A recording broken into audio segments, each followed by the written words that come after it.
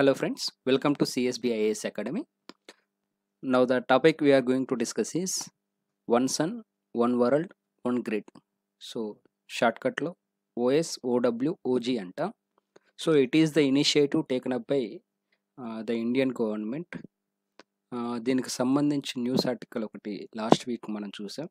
So the news article was about Ministry of New and Renewable Energy MNRE. They have sought proposals for developing a long-term vision, implementation plan, roadmap, and institutional framework of OSOWOG program. So OSOWOG ప్రోగ్రామ్కి సంబంధించి ఒక framework develop చేయడానికి లేదా ఒక implementation plan develop చేయడానికి, అదేవిధంగా ఒక road map, ఒక లాంగ్ టర్మ్ విజన్ డెవలప్ చేయడానికి సో ఆర్గనైజేషన్స్ నుంచి ప్రపోజల్స్ ఆర్ అప్లికేషన్స్ ఇన్వైట్ చేశారు. So ministry of new and renewable energy వాళ్ళు. సో ఆ విధంగా అది న్యూస్లో ఉంది. సో అసలు one sun, one world, one grid అనే ఇనిషియేటివ్ ఏంటి, సో ఎట్లా ఆరిజినేట్ అయింది ఈ కాన్సెప్ట్, సో దీనివల్ల ఉపయోగం ఏంటి ప్రపంచానికి కానీ భారతదేశానికి కానీ, సో ఇందులో ఉన్న ఛాలెంజెస్ ఏంటి ఈ ఇనిషియేటివ్కి సంబంధించి అనేవి ఈ వీడియోలో మనం చూద్దాం. సో ఫస్ట్ సోలార్ ఎనర్జీకి సంబంధించి మెయిన్ ఛాలెంజ్ ఏంటి అంటే intermittency of power. So solar energy generation కోసం కేవలం పగటిపూట ఎప్పుడైతే సూర్యుడు అవైలబుల్గా ఉంటాడో ఆ సందర్భంలో మాత్రమే సోలార్ ఎనర్జీని మనం జనరేట్ చేయగలుగుతాము. రెండోది ఆకాశం నిర్మలంగా మబ్బులు లేకుండా ఇన్సోలేషన్ ఎప్పుడైతే లభిస్తుందో ఆ సందర్భంలోనే మాత్రమే సోలార్ ఎనర్జీని డెవలప్ చేయగలుగుతాం. అండ్ సోలార్ ఎనర్జీ జనరేట్ చేసిన తర్వాత దాన్ని స్టోరేజ్ చేసుకోవడానికి స్టోరేజ్ టెక్నాలజీ అనేది బ్యాటరీ బేస్డ్ టెక్నాలజీ కావచ్చు, ఇంకా వేరేదైనా కావచ్చు, అవి ఇంకా అంతగా డెవలప్ కాని స్థితిలో ఉన్నాం మనం. సో సోలార్ ఎనర్జీ ఒకవేళ జనరేట్ చేసినప్పటికీ దాని స్టోరేజ్ అనేది ఒక ఛాలెంజ్. సో ఇంటర్మిటెన్సీ అనేది ఒక ప్రాబ్లం అయితే storage of the energy generated అనేది ఇంకో ప్రాబ్లం. సో ఇంకో విషయం ఏంటి అంటే మనం 2015లో ప్యారిస్ క్లైమేట్ డీల్ ఎప్పుడైతే తీసుకొచ్చారో ఆ సందర్భంలో ఇండియా అండ్ ఫ్రాన్స్ రెండు కలిసి ఇంటర్నేషనల్ సోలార్ అలయన్స్ అని చెప్పేసి ఒక ఆర్గనైజేషన్కి శ్రీకారం చుట్టాయి. సో ఈ ఇంటర్నేషనల్ సోలార్ అలయన్స్ దాని ఆబ్జెక్టివ్ ఏంటి అంటే బై 2030, సో 2030 సంవత్సరానికల్లా సోలార్ ఎనర్జీకి సంబంధించి ప్రపంచవ్యాప్తంగా ఒక 1000 గిగావాట్ సోలార్ ఎనర్జీ జనరేట్ చేసేలా ఒక ఎకోసిస్టమ్ డెవలప్ చేయాలని, అదేవిధంగా సోలార్ ఎనర్జీ సెక్టార్లోకి దాదాపు $1 ట్రిలియన్ ఇన్వెస్ట్మెంట్స్ వచ్చేలా చర్యలు చేపట్టాలన్న ఉద్దేశంతో ఇంటర్నేషనల్ సోలార్ అలయన్స్ని ఏర్పాటు చేశారు. సో దీని ఇనిషియేటివ్ ఇండియా తీసుకుంది. సో దానికి సంబంధించిన హెడ్ క్వార్టర్స్ కూడా గురుగ్రామ్ లేదా గుర్గావ్ ప్రాంతంలో ఏర్పాటు చేశారు. దాన్ని ఇంకాస్త ఎక్స్పాండ్ చేసి వరల్డ్ సోలార్ బ్యాంక్ WSB అని చెప్పేసి ఒక $10 బిలియన్ క్యాపిటల్తో దాన్ని ఏర్పాటు చేసే ఆలోచనలో కూడా ఇండియా ఉంది. World solar bank with a capital of $10 billion. So $10 billion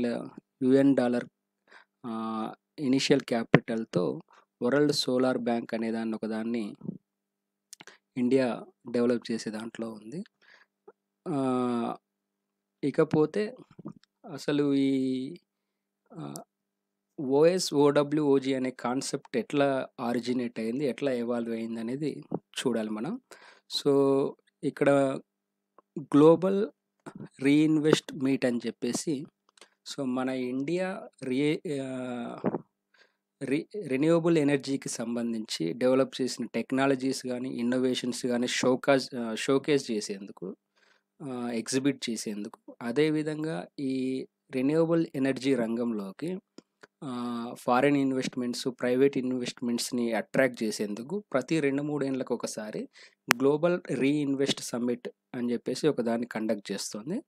so 2018లో జరిగిన ఈ గ్లోబల్ రీఇన్వెస్ట్మెంట్ సమ్మిట్లో PM మోడీ గారు మాట్లాడుతూ he stressed the importance of solar energy by giving a slogan that is one sun, one world, one grid. So ఆయన solar ఎనర్జీకి సంబంధించిన సిగ్నిఫికెన్స్ని stress చేస్తూ ఒక స్లోగన్ ఇచ్చారు. So one sun, one world, one grid అని చెప్పేసి. సో ఆ స్లోగన్ వెనుక ఆయన ఉద్దేశం ఏంటి అంటే, so there is one fact that the sun never sets. So sun సూర్యుడు ఎవరైతే ఉన్నారో ఆయన he never sets actually. So మనకు సంబంధించి పొద్దునొచ్చి సాయంత్రానికి వెళ్ళిపోతారని చెప్పేసి మనకు తెలుసు. But at the same time he rises somewhere and he shines somewhere in the world. So ఒక ప్రాంతంలో సన్సెట్ జరిగింది అంటే ఇంకో ప్రాంతంలో సన్ రైజ్ జరుగుతుంది. సన్ షైన్ అవ్వడం, ఇన్సోలేషన్, సన్ నుంచి ఇన్సోలేషన్ భూమి వైపు రావడం. సో దాన్ని హార్నెస్ చేసి మనం సోలార్ ఎనర్జీని జనరేట్ చేయగల అవకాశం ఉండడం ఉంటుంది. So sun never sets and sun is constant at some geographical location globally at any given point. ఏదైనా ఒక సమయంలో, ఏదైనా ఒక కాలంలో ప్రపంచవ్యాప్తంగా ఏదో ఒక చోట సూర్యుడు అనేవారు ప్రకాశిస్తూనే ఉంటారు. ఆయన నుంచి సూర్యపుటం అనేది భూమి వైపు వస్తూనే ఉంటుంది. దాన్ని ఉపయోగించి మనం సోలార్ ఎనర్జీని జనరేట్ చేయగలం. అయితే ఇలా జనరేట్ చేసిన సోలార్ ఎనర్జీని అక్రాస్ బార్డర్స్, సో దేశాల సరిహద్దుల్ని దాటి ఒక దేశం నుంచి ఇంకో దేశానికి ట్రాన్స్మిట్ చేయగలిగేలా, ఒక దేశం నుంచి ఇంకో దేశంలోకి ప్రవహించేలా చేయగలిగేలా చేస్తే ఆ రకంగా క్రాస్ బార్డర్ సోలార్ కనెక్టివిటీ అనేదాన్ని ఒకదాన్ని మనం డెవలప్ చేయగలిగితే, మనం ఇప్పుడు ఏదైతే ఇంటర్మిటెన్సీ ఆఫ్ సోలార్ ఎనర్జీ అనే ఒక ఛాలెంజ్ ఏదైతే ఉందో, అంటే ఓన్లీ పగటిపూట మాత్రమే సోలార్ ఎనర్జీని మనం ఉత్పత్తి చేయగలుగుతున్నాం కదా. సో వేరే దేశంలో పగటిపూట అంటే మనకు రాత్రి సందర్భంలో వేరే దేశంలో పగలుగా ఉన్నప్పుడు అక్కడ జనరేట్ చేసిన సోలార్ ఎనర్జీని మన దేశానికి కనుక ట్రాన్స్మిట్ చేయగలిగితే, సో ఆ ఎనర్జీని మనం ఉపయోగించుకోవడం ద్వారా ఆ ఇంటర్మిటెన్సీ అనే ఛాలెంజ్ని మనం ఓవర్కమ్ చేసిన వాళ్ళం అవుతాం. సో అట్లా ప్రపంచవ్యాప్తంగా ఏదో ఒక మూల జనరేట్ అయిన సోలార్ ఎనర్జీని ప్రపంచంలో మరో మూలనున్న మరో అవసరమైన దేశానికి కనుక ట్రాన్స్మిట్ చేయగలిగేలా ఒక గ్లోబల్ సోలార్ ఎనర్జీ జనరేషన్ ఎకోసిస్టమ్ని కనుక డెవలప్ చేయగలిగితే, సో ఆ కాన్సెప్ట్నే మనం one sun, one world, one grid అని చెప్పేసి అంటాం. Okay, so PM implied the coming together of the entire globe to harness solar power 24/7, thus not limiting the solar power to daytime alone. So 24/7 నిరంతరాయంగా solar ఎనర్జీని harness చేయగలిగేలా ఆ ఉద్దేశంతో తీసుకురాబడిన ఒక ఇనిషియేటివే one sun, one world, one grid. Okay, so ఇక్కడ second point, why OSOW OG initiative అనే దగ్గర మనకి ఇవే పాయింట్లు కనిపిస్తాయి ఇప్పటివరకు మనం డిస్కస్ చేసినవే. So this is to set up a framework for facilitating global cooperation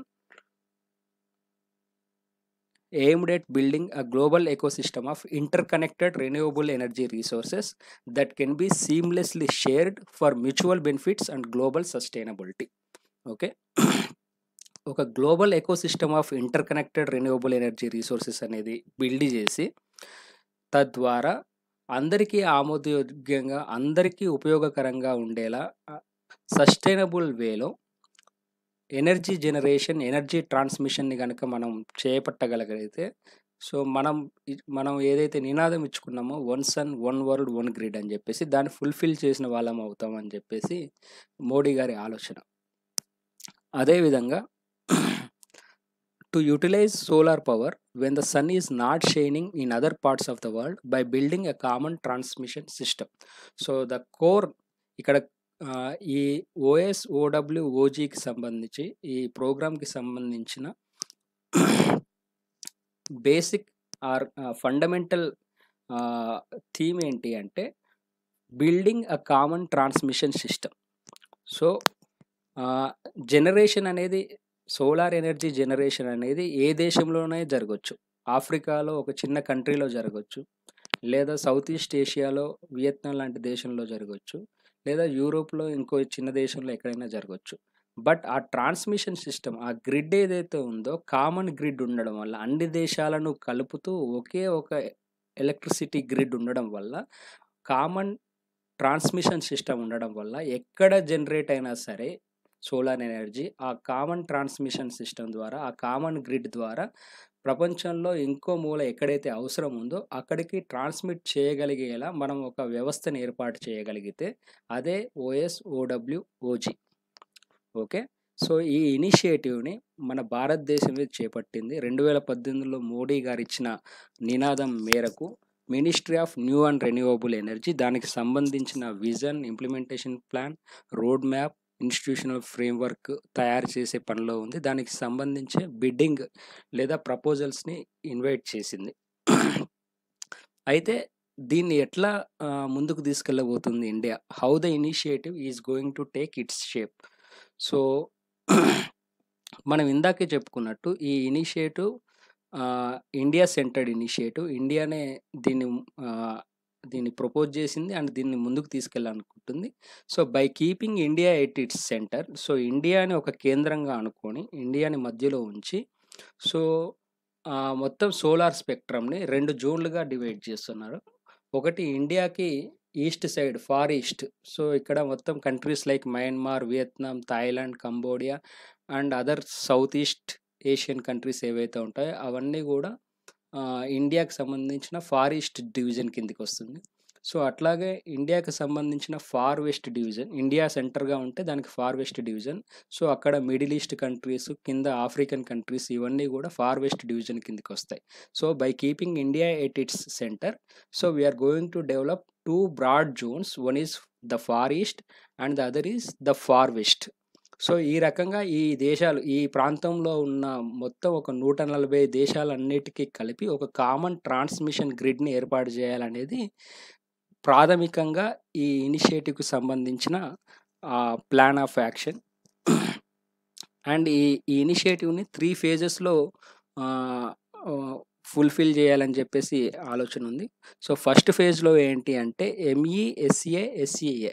so MEA అంటే మిడిల్ ఈస్ట్, SEA అంటే సౌత్ ఏషియా అండ్ SEA అంటే south East Asia. So first ఈ 3 ప్రాంతాలని ఇంటిగ్రేట్ చేయాలి. So middle East, South Asia and south East Asia, ఈ 3 ప్రాంతాలని integrate చేయాలి. So already మనం చూసుకున్నట్లయితే ఇండియా ఫారిన్ పాలసీలో బేసిక్గా నైబర్హుడ్ ఫస్ట్ పాలసీ అని చెప్పేసి మన fundamental principal of India's foreign policy. అంటే ముందు మనం నైబర్హుడ్ని జాగ్రత్తగా చూసుకోవాలి. మన ఎవరైతే బార్డర్ షేరింగ్ కంట్రీస్ ఎవరైతే ఉన్నారో వాళ్ళని కనుక మనం సరిగ్గా చూసుకోగలిగితే అంటే మన ప్రయారిటీ వాళ్ళు, ఆ తర్వాత మిగతా దేశాలు. సో అందులో భాగంగా we are supplying electricity to 2 of our neighbors. One is Nepal and other one is Bangladesh. So neighbourhood first పాలసీలో భాగంగా ఎనర్జీ డిప్లొమసీని మనం భాగంగా చేస్తూ మనం 2 దేశాలకి ఇప్పటికే పవర్ సప్లై చేస్తున్నాం. ఒకటి బంగ్లాదేశ్, ఒకటి నేపాల్. ఆ రకంగా మనం క్రాస్ బార్డర్ ఎనర్జీ కనెక్టివిటీ అనే దాన్ని ఆల్రెడీ సాధించాం. సో లిమిటెడ్ స్థాయి వరకు క్రాస్ బార్డర్ ఎనర్జీ ట్రాన్స్మిషన్ అనేదాన్ని, ఎనర్జీ కనెక్టివిటీ అనేదాన్ని ఆల్రెడీ మనం సాధించాం with respect to Bangladesh and Nepal. దాంతో పాటుగా we are going to expand it. So ఈ క్రాస్ బార్డర్ ఎనర్జీ కనెక్టివిటీ అనేది సార్క్ లెవెల్లో ఎక్స్పాండ్ చేయడానికి ఒక కామన్ సార్క్ ఎలక్ట్రిసిటీ గ్రిడ్ అనేదాన్ని ఏర్పాటు చేయాలని చెప్పేసి ఇండియా ఎప్పటి నుంచో ప్రపోజ్ చేస్తుంది. ఆ దిశగా స్టెప్స్ కూడా తీసుకుంటూ ఉంది. సో ఆబ్వియస్గా ఈ సార్క్ ఎలక్ట్రిసిటీ గ్రిడ్లో పాకిస్తాన్ ఉండబోదు, బికాజ్ మనకున్న బైలేటరల్ రిలేషన్స్ అలాంటివి పాకిస్తాన్తో. సో సార్క్ ఎలక్ట్రిసిటీ గ్రిడ్ అనేది ఏర్పాటు చేయాలని చెప్పేసి ఇండియా ప్రపోజ్ చేసింది. ఆ దిశగా చర్యలు కూడా చేపట్టింది. సో ఆ తర్వాత India is also planning to set up an undersea link to connect with Oman in the west. Okay, so already South ఏషియాలో 2 దేశాలతో ఆల్రెడీ మనం క్రాస్ బార్డర్ ఎనర్జీ కనెక్టివిటీ ఏర్పాటు చేసుకున్నాం. ఒకటి బంగ్లాదేశ్, ఒకటి నేపాల్. సో ఇంకోవైపు మొత్తం సార్క్ కంట్రీస్‌ని పాకిస్తాన్ మినహాయించి మొత్తం సార్క్ కంట్రీస్‌కి కలిపి ఒక కామన్ ఎలక్ట్రిసిటీ గ్రిడ్ ఏర్పాటు చేయాలన్న ఆలోచన మీద ఆల్రెడీ వర్క్ చేస్తున్నాం. ఇంకోవైపు వెస్ట్ ఏషియాలో ఒక అండర్ సీ ట్రాన్స్మిషన్ లైన్స్ ద్వారా ఒమన్ దేశంతో కలిసేలా ఒక ఒక ఎలక్ట్రిసిటీ ట్రాన్స్మిషన్ లింకేజ్‌ని ఏర్పాటు చేయాలన్న దాని మీద కూడా ఇండియా ఆల్రెడీ వర్క్ చేస్తుంది. So this is going to be the first phase. So first ఫేజ్‌లో ఏంటంటే మన మన దగ్గర దేశాలు ఏవైతే ఉన్నాయో, మన చుట్టుపక్కల దేశాలు, ముఖ్యంగా సార్క్ దేశాలు, వాటన్నిటికీ కలిపి ఒక కామన్ ఎలక్ట్రిసిటీ గ్రిడ్ అనే దాన్ని ఏర్పాటు చేయాలని చెప్పేసి ఆలోచన ఉంది. సో సెకండ్ ఫేజ్‌లో ఈ Middle East, South Asia, South East Asia లను కలిపి ఏర్పాటు చేసిన గ్రిడ్‌ని we're going to expand it to African countries. So ఆఫ్రికాను కూడా ఈ పవర్ గ్రిడ్‌లో భాగంగా చేస్తూ, సో ఆ కామన్ ఎలక్ట్రిసిటీ గ్రిడ్ అనే దాన్ని ఎక్స్పాండ్ చేయబోతున్నాం.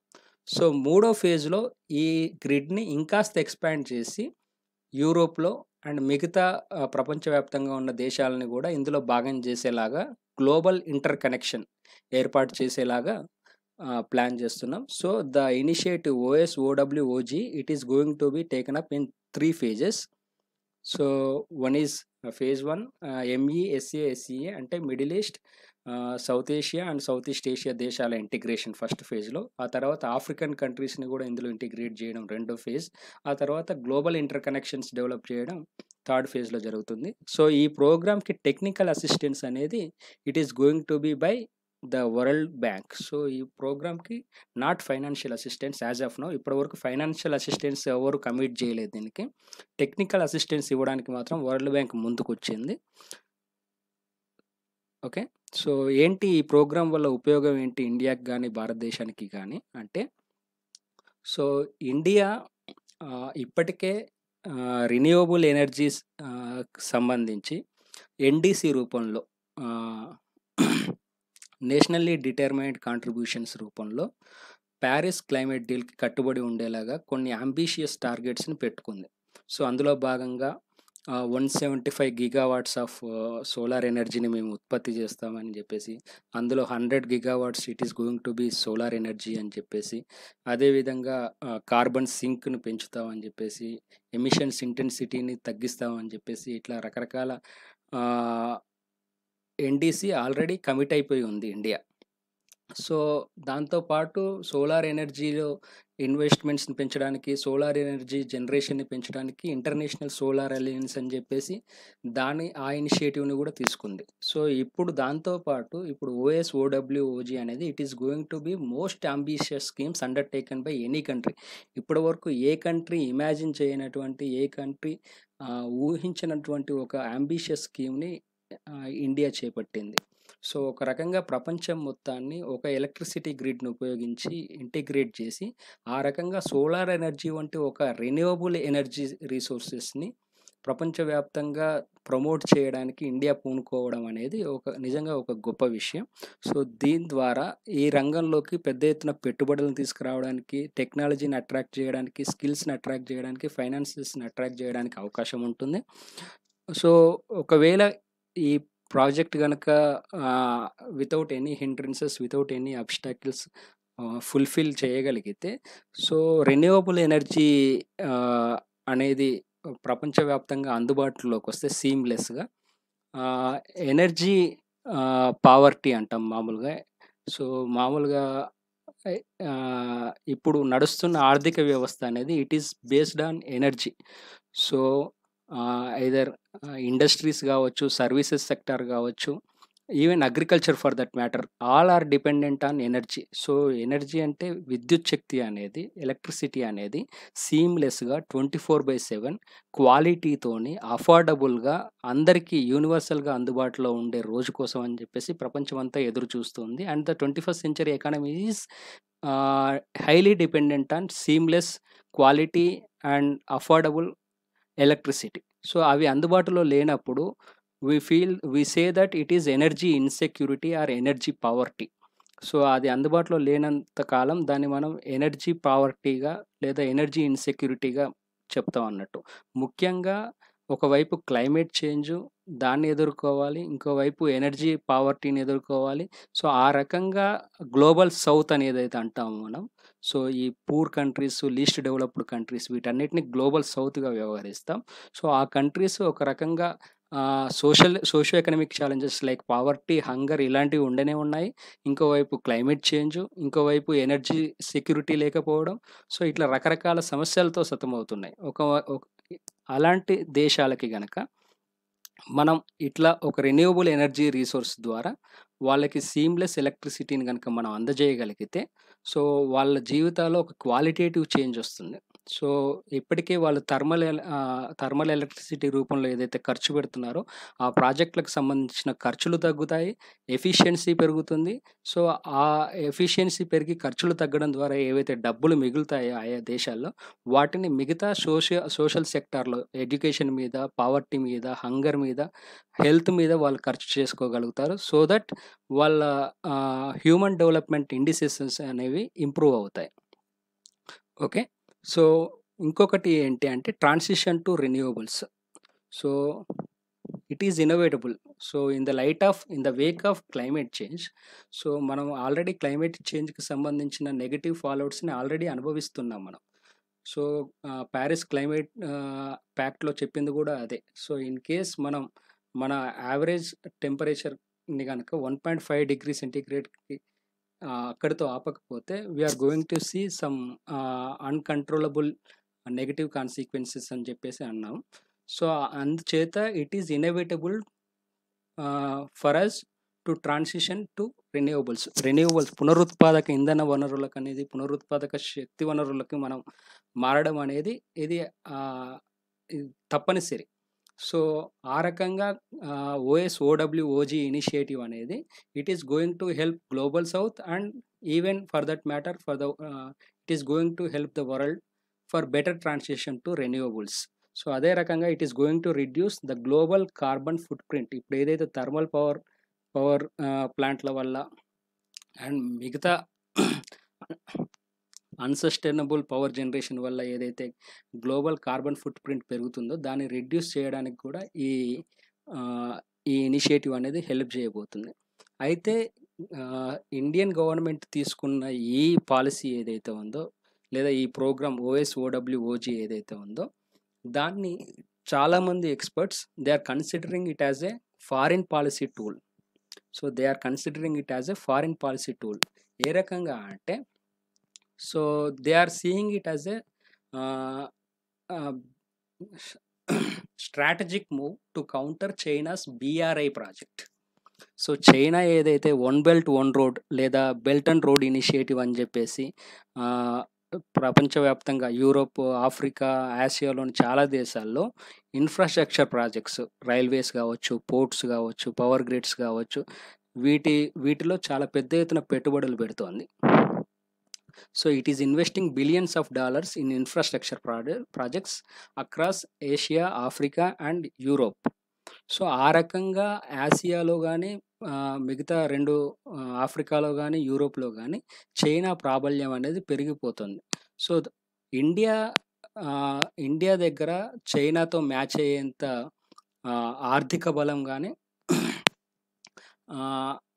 ఫారెన్ ఎక్స్‌చేంజ్ రిజర్వ్స్ గానీ, సో, అంత ఎకనామిక్ ప్రావెస్ గానీ ఇండియా దగ్గర ఇప్పుడు లేవు. So, India using soft foreign policy tools అంటే ఒక రకంగా సాఫ్ట్ డిప్లొమసీని లేదా సాఫ్ట్ పవర్‌ని యూజ్ చేసి మాత్రమే ఇండియా తన ఇంపాక్ట్‌ని ప్రపంచ దేశాల మీద చూపించుకోగలుగుతది. సో, అలాంటి ఒక టూలే ఓడబ్ల్యూఓజీ. సో, అని చెప్పేసి చాలామంది ఎక్స్పర్ట్స్ చెప్తున్నారు. So, it has become India's calling card on climate change. So,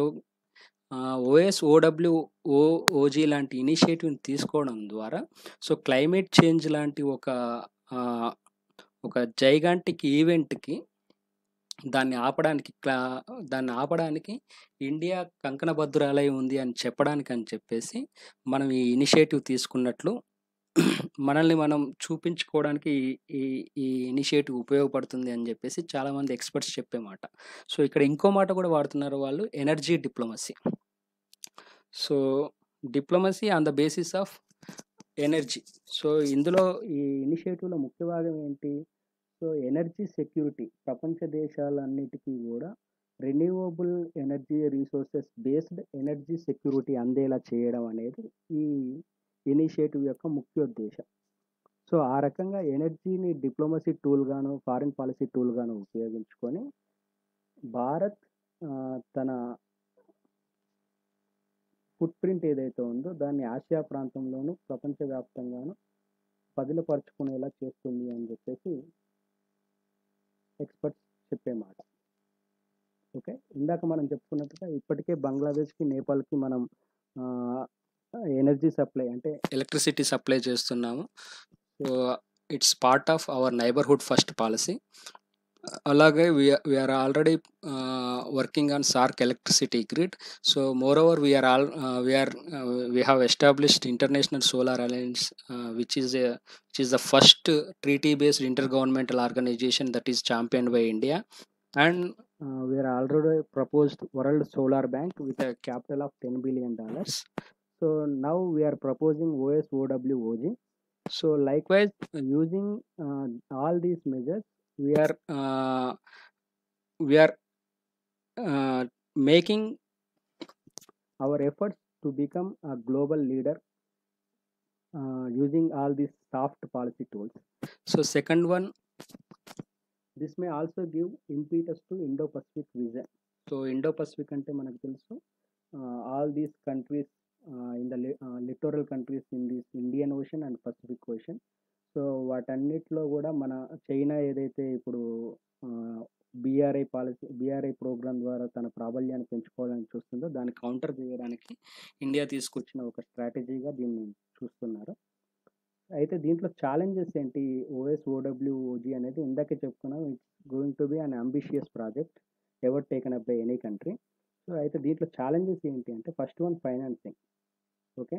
so ఇప్పటికే ఇంటర్నేషనల్ సోలార్ అలయన్స్లోకి ఇన్వెస్ట్మెంట్ల రూపంలో $1 trillion 2030 కల్లా తీసుకురావాలని చెప్పేసి ఇండియా అనుకుంది. సో ఆ రకంగా చర్యలు చాలా మందకొడిగా జరుగుతున్నాయి. ఎందుకు అంటే ప్రపంచ దేశాలు డెవలప్డ్ కంట్రీస్ నుంచి ఫండ్స్ రావాలి అంటే డెవలప్డ్ కంట్రీస్ నుంచే రావాలి. సో డెవలప్డ్ కంట్రీస్ ముఖ్యంగా యుఎస్ లాంటి దేశాలు they were sceptical about Paris deal. అందుకే ప్యారిస్ డీల్ నుంచి కూడా బయటకు వచ్చేసింది యుఎస్. సో అలాంటి దేశాలు కనుక కాంట్రిబ్యూట్ చేయగలిగితేనే పెద్ద ఎత్తున ఫైనాన్సెస్ ఈ సోలార్ ఎనర్జీ రంగంలోకి వస్తాయి. ఈ ప్రాజెక్ట్ కూడా ముందుకెళ్తుంది. మోరోవర్ ఒక 140-150 దేశాల మధ్య కాన్సెస్ని బిల్డప్ చేయాలన్నా కూడా it is going to be gigantic task before India. So ఆ రెండు main things. And third one, solar energy అంటే దానికి సంబంధించిన టెక్నాలజీ ఎక్విప్మెంట్, ఫోటోవోల్టాయిక్ సెల్స్ కానీ, మామూలుగా ట్రాన్స్మిషన్ టెక్నాలజీ కానీ, ట్రాన్స్మిషన్ గ్రిడ్స్ కానీ, సో వీటన్నిటికి కూడా డెవలప్డ్ కంట్రీస్ నుంచి టెక్నాలజీ ట్రాన్స్ఫర్ అనేది జరగాలి. అందుకు కూడా ఆ దేశాలను ఒప్పించగలగడం కూడా ఒక పెద్ద పని. మోరోవర్ ఇన్వెస్ట్మెంట్స్ని ఈ రంగంలోకి తీసుకురావడం. ఇకపోతే integrating solar energy generation target with other initiatives like national skill development, make in India, etc. will help in reaping employment generation, economic growth as well.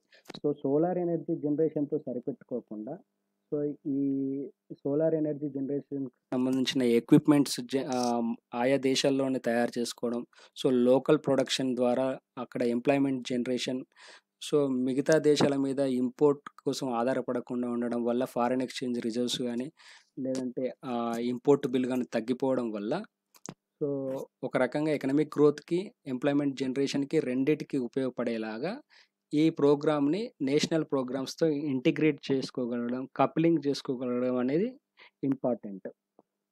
Okay.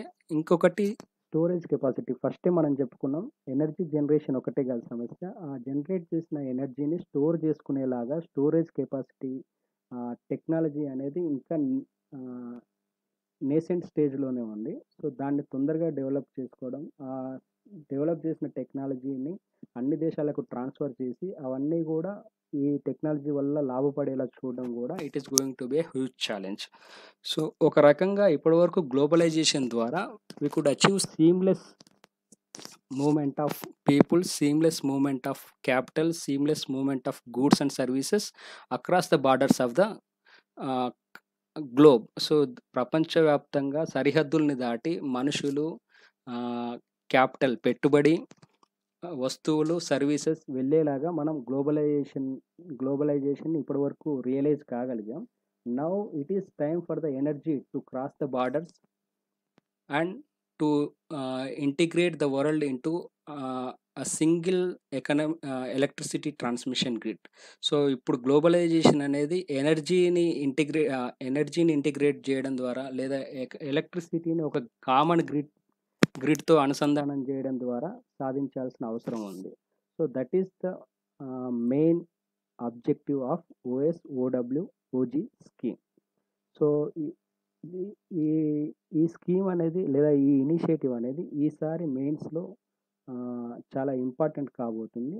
So that's why I want all you to make note of it and if possible to prepare short notes on this topic. So మీరు చూసిన ఈ PDF, it is going to be available on our Telegram channel. You can download it from there. Thank you.